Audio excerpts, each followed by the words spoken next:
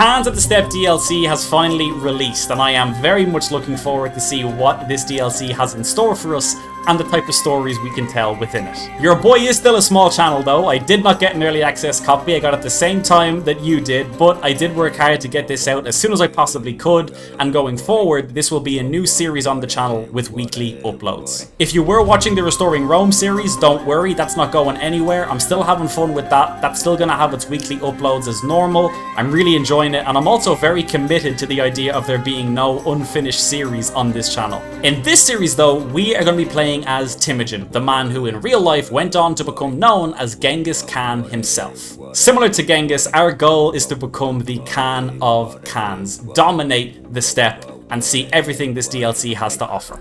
If you have no idea what Khans of the Steppe is, don't worry. In the start of this video, I explain everything that's sort of new and changed and what we can kind of expect and how we'll be playing it. But if you have already played it yourself or you've been keeping along with the patch notes and understand everything already, there'll be timestamps in the description where you can jump straight into the gameplay and the story. Welcome everybody to the Great Steppe, brand new Crusader Kings 3 DLC. I am looking forward to this one. So we have a brand new government type, whole lot of new ideas and different types of mechanics. We also have some throat singing in the background. Truly the Mongolian experience. Okay, so what's new? First of all, we have county fertility. So county fertility exists in counties located within the Great Steppe and can be grazed by nomadic rulers to increase their herd. Our herd is essentially our new currency as a nomadic ruler, and it represents our people and flock of animals. It can be gained through a whole host of different ways, and it can also be converted into nomadic horde when a ruler raises their armies, as they can be turned into men-at-arms at a reduced cost. It also provides a small bit of gold and can be used as a currency in making decisions or increasing migration acceptance, because when the county fertility is too low as a nomadic ruler, we will have to migrate to a whole new location. Tied to that then, we're also going to have seasons. So obviously these seasons will affect how much fertility the counties have, which will therefore impact how much herd we can sustain. Should the fertility drop too low and we need to migrate, we can then target other de jure titles, and the tiers available to us will be to do with our dominance. Dominance is also brand new in this DLC, representing the projected power of a nomadic ruler. Do not worry though, this is brand new to you, it's brand new to me. We're going to experience all of it over the course of this playthrough. First things first, who are we playing? None other than Chieftain Temujin, the man who in real life would grow to become Genghis Khan. Now, as you may know on this channel, we like to roleplay the rulers based on the actual traits that they have. In this case, Temujin is a force to be reckoned with. He is vengeful, ambitious, and diligent. He is a brilliant strategist as well as a hunter.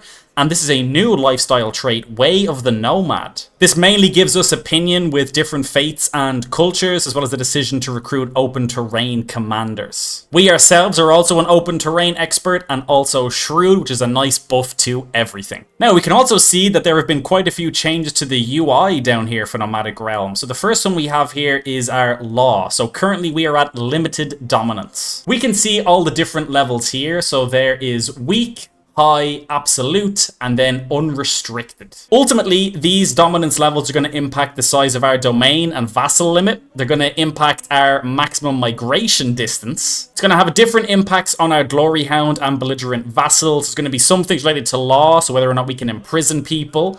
Currently, we can target duchy titles when it comes to migration. We can recruit specific men-at-arms, and we can construct different types of yurt buildings. Speaking of yurt buildings, we also have our nomadic capital. Now, this works very similar, as far as I understand it, to when you are an adventurer and have an adventurer camp, or you're a state in an admin government. I'm not going to go through each of these now. We will experience all of them as we play, but ultimately, we have the same setup of our initial buildings giving a bonus that can be leveled up, and then upgrades inside of those. We also have a brand new map mode for county fertility, so at any time we can look across the steppe and see where fertility is high and where it is low to look for possible targets should we choose to actually migrate and target somebody. Obviously, seasons will play a big role as well. The steppe is broken up in between eastern, central, and western. Each of those is going to have their own weather and season effects. We do have a specific court position called a Stargazer, who is essentially going to try and help us understand what the next season will be, so we can have a sense of what our fertility will look like. I'm going to quickly run through some of the other changes we have with being a nomadic government. A big one is that we can only manually reinforce our troops. Development in owned counties is ignored. We can recruit men-at-arms from our tributaries. We can start wars with our armies already raised. It ignores fates when arranging marriages with other nomadic or herder rulers. And we have no hostile county attrition when raiding in the Great Steppe. Looking at our realm, we currently have one direct vassal, Chieftain Jamuka here. We're probably going to butcher a lot of pronunciations, please forgive me. But this person is our spy master and vassal. He likes us quite a bit, plus 66. Important to note though that opinion is not everything when it comes to a nomadic realm, because what we also have is obedience. This essentially means that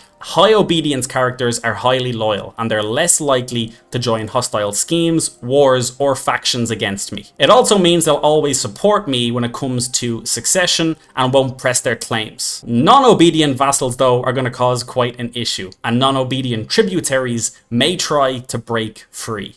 Now, we don't have any tributaries, but we can identify them by looking for this icon here over the counties. If we click on this county here, we suddenly see that even though he's not within this realm, he is a tributary. So not a vassal in the traditional sense, but ultimately he is paying taxes to his suzerain, which in this case is this man here. We will be looking to pick up tributaries along the way.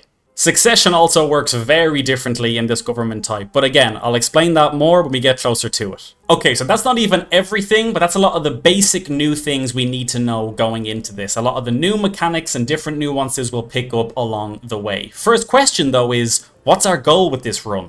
Our goal is to take this decision here, become the greatest of all Khans. It's not actually very difficult to do. Well, I mean, I'm saying that now, but ultimately all we need is to become exalted among men, hold an empire title rank, and have unrestricted dominance. Once we do that, we can sound the drums of war.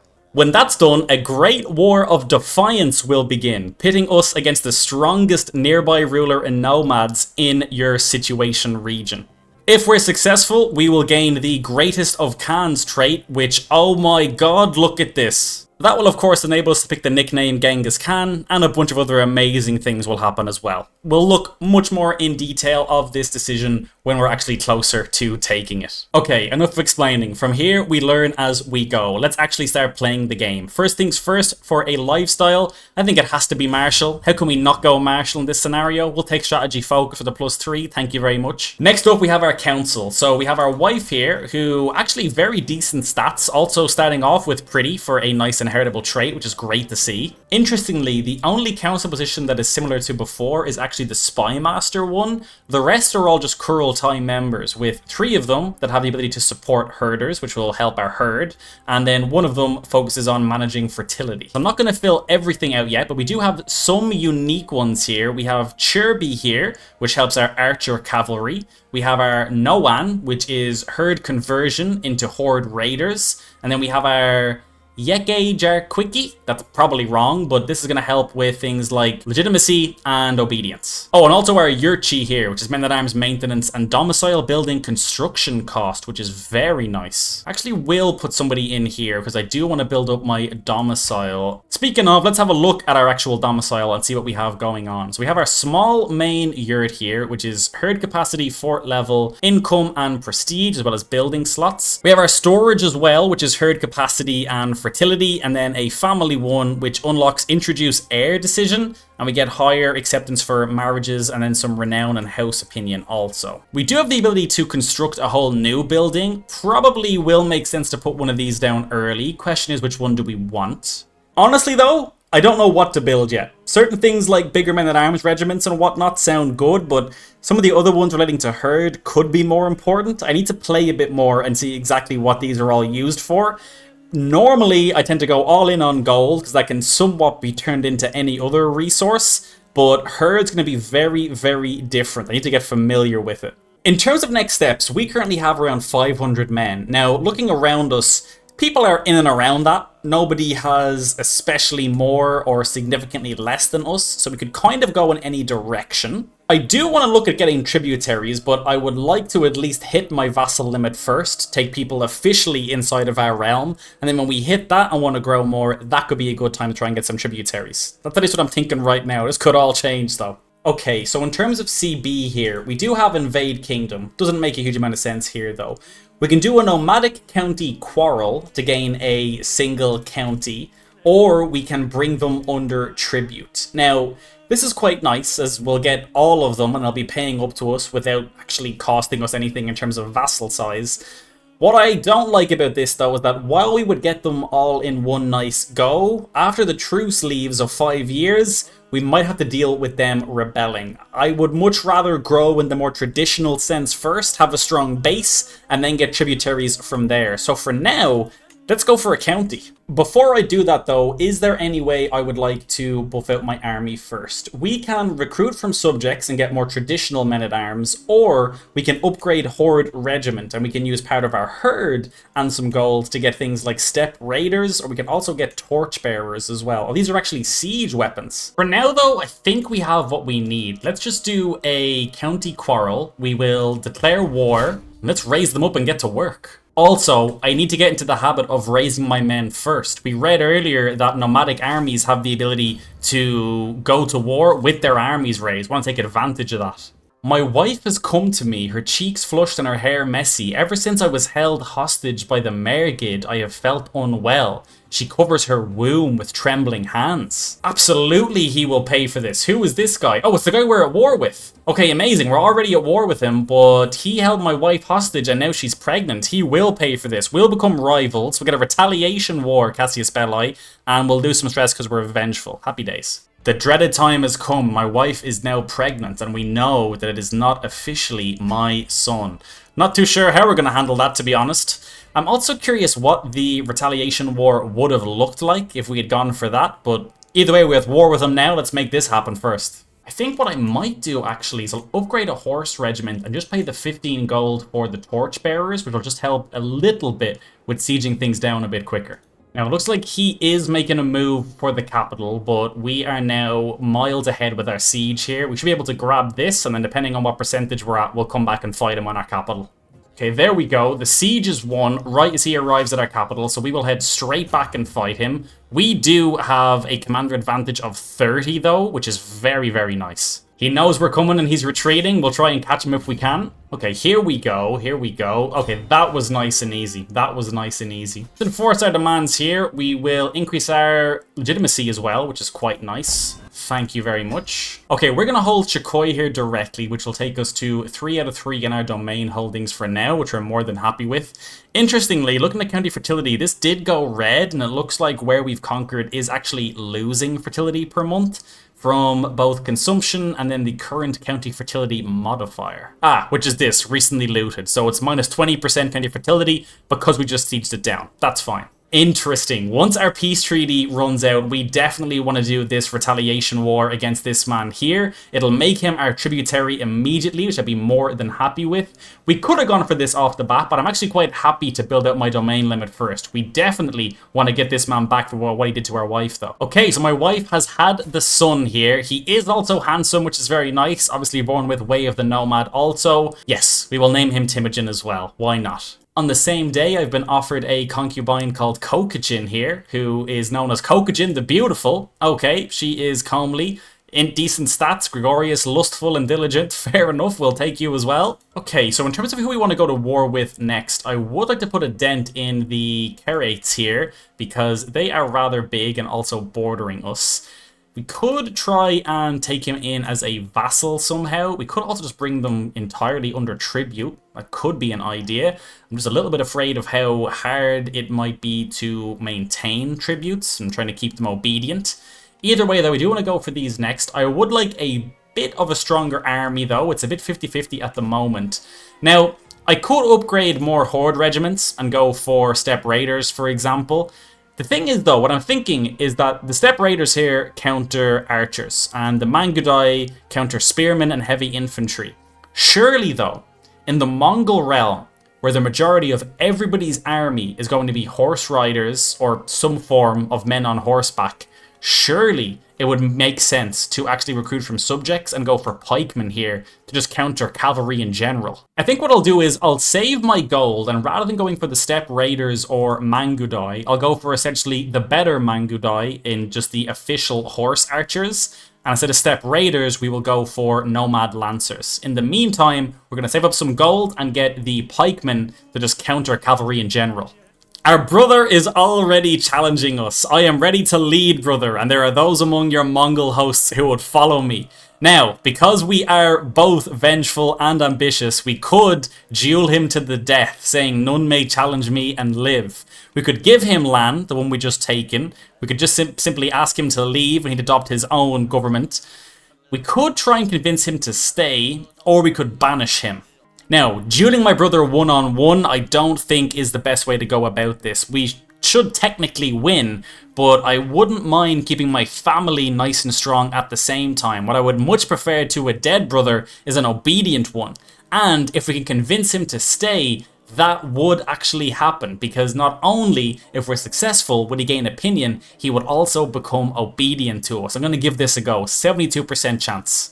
And he agrees. Amazing. Our brother is now obedient and we gained some legitimacy. Okay, having a look around, I think I know what I want my next building to be. I think it's going to be the Square of the Tumen. This gives us access to heavy horse archers, which are pretty unbelievable. It also increases the size and max number of men-at-arms regiments that we can have, and it buffs our armies as well. I think this is a no-brainer, to be honest. We don't have the ability to invite knights or bagateurs off the bat here, but we can recruit courtiers from the nomadic capital for just 113 herd, which I think is perfectly reasonable. Oh, we get to pick, actually. We can recruit hunters, shepherds, or eligible brides. So the hunters are probably the best we can do at the moment. They'll at least have the prowess gain. We can also get shepherds, which will have seasoned pastoralists, so good for vassals, and obviously brides, if we need some brides. For now, let's grab some hunters. Now, this is interesting. We have the notice of low county control in Shikoi. It's at 0 here and growing very slightly. While at 0, we basically get no herd and no fertility. The problem, though, is that because I don't have a marshal, I can't just put him on increasing control here. So this may be a reason why we actually want to hold less land directly and really have lots of tributaries who could just deal with this for us. Because the more we change lands over in terms of warfare, the harder it's going to be to deal with this control. What I can do in the meantime, though, is at least get somebody in this position here, and then I can put them on a managed domain, which should help to control a little bit. Never seen this before either. The Noan actually increases our minimum and maximum battle roll, just basically giving us a better odds in terms of warfare, which is great to see. Since we now have so much space when it comes to men-at-arms, I probably will grab at least some Steppe Raiders for now, just so that we can really buff out the numbers and make sure of upcoming wars. We still definitely want to get the pikemen eventually, though. Okay, our vassal wants to become our blood brother. I would like maybe to wait and pick somebody who could maybe benefit us more in being a blood brother, but from a roleplay perspective, he's like our only friend and our only vassal. I think it makes sense, and realistically, it could be difficult to try and convince somebody outside of the realm to actually become our blood brother. So for now, let's do it. I pledge to love you forever and guard you well. Our pact sealed, we trade fine gifts, eat well, and share a single fur for the night's slumber. Whoa, we dream of the battles to come. My brother, fearsome as a wolf. It's time to go to war with the Karates here. Now, I could attempt to bring him under tribute, but I feel like it might be a mistake trying to bring a realm that's almost the same size as us under tribute. Could be quite hard to hold on to them. Maybe I'm wrong. Maybe in reality it's a smarter move. But for now, I'm going to just take a county, and then we will turn this into a vassal. And then when we've reached our vassal limit of 3 and our domain limit of 3, then we'll start going for tributaries. For now, we're going to go for Karakorum. I'm pretty sure this was the historical capital of the Mongol Empire when Genghis eventually formed it, so I think that makes sense for us to hold. And I forgot once again to raise my armies first, but that's fine, we will remember eventually. Hey, look at this, first achievement on the new DLC, Blood of My Blood. I suspect that my concubine Kokichin is possibly seeing somebody else. Let's just confront her. How could I even say such a thing? I know, I had to check. I'm sorry, Kokichin, I'm sorry. Okay, here's his army straight away. Before we do our sieging, let's try and cut him off, get a battle in early, ideally capture or kill somebody important. But no attrition is nice, and the armies move so quickly as well. Here we go, this is ours all day long. We will take this, thank you. It's already 50%. We will head over here and siege this down. I think we wiped him as well. Yeah, there was no retreats there. His army's just straight up wiped. Okay, thank you very much. That is something we're going to be careful of, though. The fact that our armies won't actually self-raise or self-reinforce if your armies get wiped, it would be detrimental. Like, is he just at straight up 0 now? No, not technically. Oh, he's re-raising his men over here. Okay. Oh, the man who took our wife hostage wants to send us a concubine. We're going to reject this. No way. You're still on our hit list. Interesting. One of the tributary counties next to us has been taken over because this man here actually migrated into it. That is going to be very interesting, especially later on when we see, like, kingdom and empire tier titles migrating. I didn't even realize it, but look at the size of Karakithai here. They're also nomadic and absolutely massive. And here we go. Okay, that's sieged. Oh, we actually didn't hit 100%. I thought that would be enough. All right, grab the capital as well then. I do like how complex some of the realms end up looking though. Like if we go over here and look at the Cumans, like, okay, well now they just split. This is very strange. But like the fact that this is like the Cumans realm, but then when I zoom in, these are all their tributaries. Technically independent, but paying up to the Cumans. Someone is trying to murder me and we've just exposed the scheme. Thankfully, we found out about it. Let's just try and stop it now, please. Only problem is that my blood brother and spy master only has 3 intrigue. I might actually swap him with this man down here. We'll put him on the Kurultai. I mean, he's not much better. He only has like 7 intrigue, but I think a swap is probably in order here. You're still on my Kurultai, you're still my blood brother, but we'll have somebody slightly better at disrupting schemes over here. New martial perk as well. I may actually take Overseer here. Generally, I don't like going the natural dread route in feudal realms because I feel like the opinion of predecessor just destroys you. Because even if you're very nice, if your dad had super high dread, the vassals can still end up hating you. In this though, I have seen certain things for bonuses towards herd and income from intimidated vassals or tributaries. So it may be the route we want to go. And it's very on brand for the man who would become Genghis Khan. Hey, Kokujin just gave us a daughter. She is child of a concubine, but that's fine. Welcome to the family. And we just hit 100% on our war. This is now dealt with, and he still didn't even make it to our capital. Very, very nice. Let's enforce demands here. Thank you very much. Okay, I'm going to do something I don't normally do, and I'm actually going to give this to my half-brother. Typically, I don't do this in feudal realms, because I feel like they just become an absolute pain to deal with later in terms of claimant factions. Honestly, he still might be, but I feel like he was looking for land. We have his obedience, so I think he should be fine as a vassal. We're going to give him Karakorum. Now, because he's my blood brother and friend, I can also modify the existing nomadic contract I have with Jamuka here, so I probably will just have him giving us some nomadic taxes. Use my hook here, and there you go, my friend. Thank you very much. I abuse my friendship with Chieftain Jamuka and gain 50 stress. Listen, it had to be done. Now, because we still have a peace treaty with our rival, I can't go to war with him yet, but what I can do is try and steal some of his herd. We can choose a small, moderate, or large amount. The success chance does go down, but overall it should be pretty easy. So let's give it a go for a large amount. Now, we also have some other unique decisions that we can make here as a nomad, including managing our pasture, consulting the skies, master the art of command. For now, I'm going to consult the skies. We could gain Loved by Tengri for fertility and attraction opinion, Warrior of Tengri for night effectiveness and retreat losses, or Blessed by Tengri. Let's cast the Knucklebone. I am going to say Speak to Me of War, so I will get the night effectiveness and retreat losses. Thank you very much. Important to note too that when it comes to our actual dominance level, this is purely based on the number of herd that we have. So to go from limited to high, we just need 10,000 herd. We have coming up on 3,000 currently, but that's the only limitation we have to actually increasing our dominance.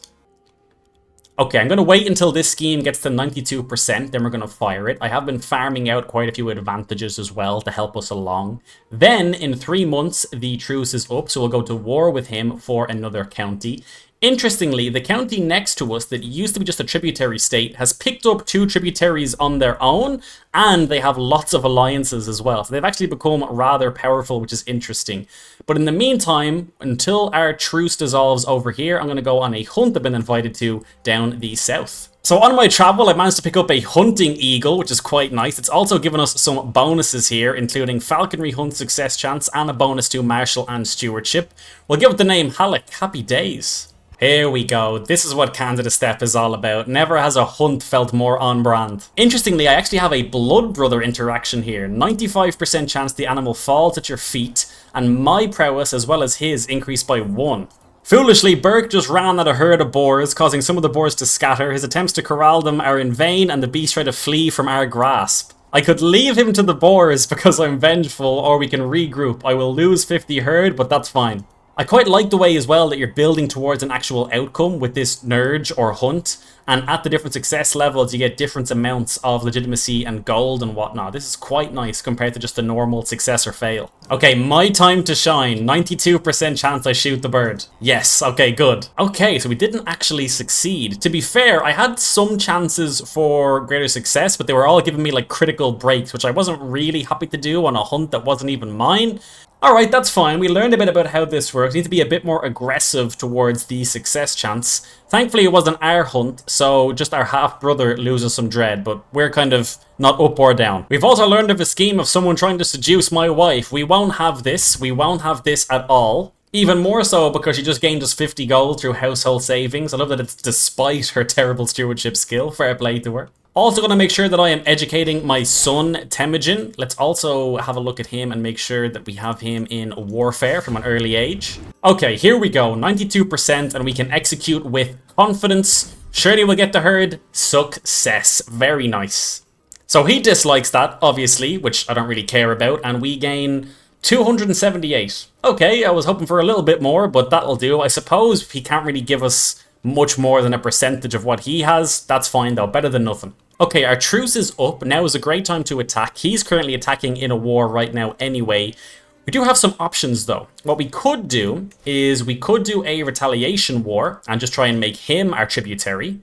Or we could do a sovereignty war, in which case all of the actual tributaries that he has around him would become our tributaries. The tributary play is probably the smartest, but I probably will just go for another county, pick up another vassal. I'd much rather make sure that I always have max number of vassals and domain. Tributaries then can kind of push and pull. I also would much rather see this man dead for what he did to my wife, rather than just have him as a vassal that could end up being hard to kill. So we will grab Uda off him, we will declare this war, and while he is busy fighting, we will go and attack him. And once again, I forgot to raise my armies first. I will learn, I promise.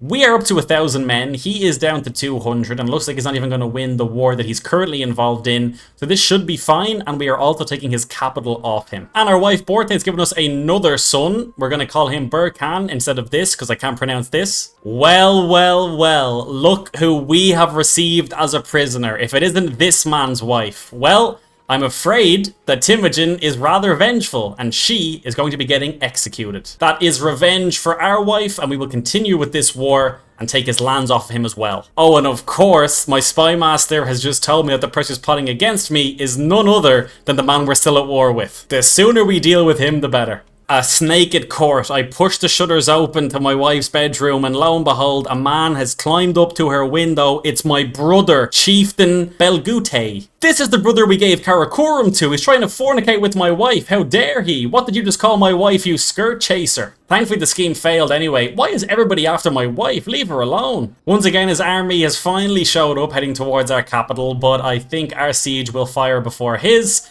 and we'll have this war dealt with without a single battle. There we go, 100% again. We'll enforce demands here. There we go, we stole his herd, we killed his wife, and we took his land. We can't really ask for much more than that. I'm trying not to overly focus on the setup of our realm in terms of like vassals and what I hold and duchies and whatnot, because I imagine if we migrate, when no doubt eventually we might have to, that might all get mixed up anyway, I think. We'll have to see when that happens, but for now I'm not focusing on it too much. So next time when our peace treaty is up, I will likely go for a sovereignty claim, and I will pick up this, this, and this, as they are all his tributaries currently. I'll pick all three of those up, and they will become my tributaries. Now, I don't really feel like waiting. We've already taken almost everything from this man. All that's left to take is his life. Let's also try and murder him. This way, the actual truce will be gone straight away, and we can start going to war right again. Unexpected guests. The bleating is incessant around the camp. Make them stop, I hear Shiladu lament, rubbing his forehead in a painted grimace. Our people have found this lost herd on the border with Chieftain Yasunge's territory.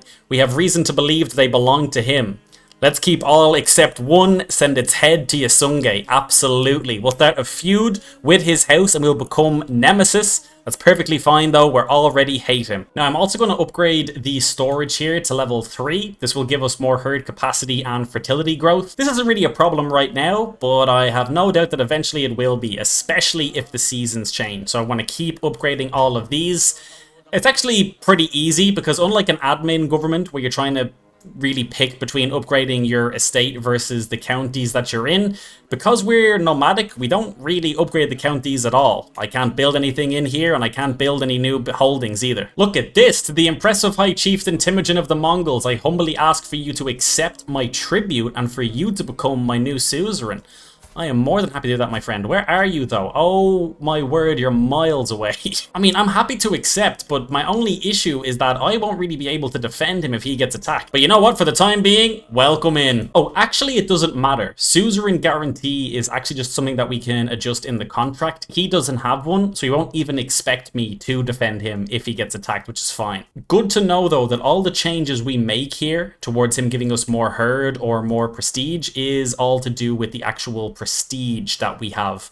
We don't have a lot of it. To be fair, I did spend quite a bit of it on getting people to join some of my schemes, but we're going to want to build it up because it's also a big part of upgrading our small main yurt to a sturdy main yurt as well. The gold we can come across, the herd is fine. The prestige, though, we want to keep an eye on. Our focus is still to the north, but I am also very interested about this land over here because this simple county of 203 men has 3 tributaries already, which is pretty amazing, including a tributary of an actual duchy title, even though he's just a count. It is largely because he has so many alliances, though. Like, if I go to declare war on him, he technically has over 1,000 men as well. That's me. He technically has over 1,000 men as well. It's a big investment, but I am going to create the Duchy of the Uda Valley here so that I get the 300 prestige. A bit legitimacy doesn't hurt as well. Decision available. Call for federation. So I can confederate with other independent dukes or counts, and we will always join each other's defensive wars. We can't raid or declare war on each other, and we gain confederation grazing, so the consumption goes down in terms of fertility. Interesting. If we did it, we'd have 5 years to form one. It restricts dominance and prevents creating new titles, and after a few years, they may leave or confederate away. We may want to use this. Right now, I think we're okay, but if we're ever weak, this would be very nice. We do also want to keep an eye out for confederations forming around us, because that could make going to war quite difficult also. Forced marriage. Oh boy. Chieftain Jamuka. Oh, my blood brother. And this woman here, he forced married through a strong hook. Wow, okay. Speaking of marriages, actually, I have a lot of brothers that I need to marry off. Now, I'm not really sure, like in terms of alliances would be nice, but like the realm just changes so much and a lot of the alliances are so far away. I'm not sure if it's worth it, but I might just marry them off just so that they're married. Next martial perk, we're going to take Parthian tactics for all the cavalry boosts, of course. Okay, here we go. It is time to kill our nemesis. Now, we only have a 78% success chance. God, our infiltrator is not great. Jamuka keeps jumping on this, but he's terrible at it. Okay, here we go. 78% chance. Best we can do. We're going to execute with confidence. Come on. Uh-oh, scheme failed. Evidence has come to light to prove my involvement in the crime, marking me as both a failure and a murderer. Oy. That's fine. They all hate me even more, but they already did. I'm not too worried about that. Would have been worse if they found out about it and it was successful and then I was known as a murderer. Although maybe not really. I'm not sure how frowned upon that is. Yep, see, this is the problem. Now I'm being called in to help this guy over here in a war, and he is miles away. Will accept we're not going to come to his aid. Oh, and what happened here? The man we granted land to looks like he just expanded out by himself. We have picked up another county. Very nice. Our truce with the Murgids is also up. I'm not going to bring them under tribute. I feel like trying to hold your nemesis and his family under tribute is probably not the best idea. We'll take another county. It'll likely get released as a tributary because we're at our vassal limit. But either way, more land and more herd for us. Yes, I forgot to raise my armies again. I'm going to put a sticky note on my screen. Here we go. Here we go. Now, he has buffed out his numbers quite a bit, but we still should be okay here. There we go. That's what we like to see. Gain the level of fame as well. Oh, did we capture him? Is this him? We captured his son. We captured his son. You know what that means. See you later, my friend. Don't forget, this is the guy who captured my wife, and when she came back, she was pregnant. He deserves all of this. There we go. With the cap... Oh, who's this? Who is this? Okay, no, it's not from his family. It's not from his family. Okay, you're safe to go. You're safe to go. We will enforce demands once again. Thank you very much. So this time, we're going to grant it away. We are at our vassal limit. Oh, it just automatically turns into a tributary. That's fine. I'm happy with that, to be honest. Happy with that. Okay, super happy with the progress we have made thus far. I'm going to leave this episode here. Really liking this new DLC so far, though. Don't forget to like and subscribe if you want to see more. This will be an ongoing series. have a fantastic day, and I will see you all in the next video.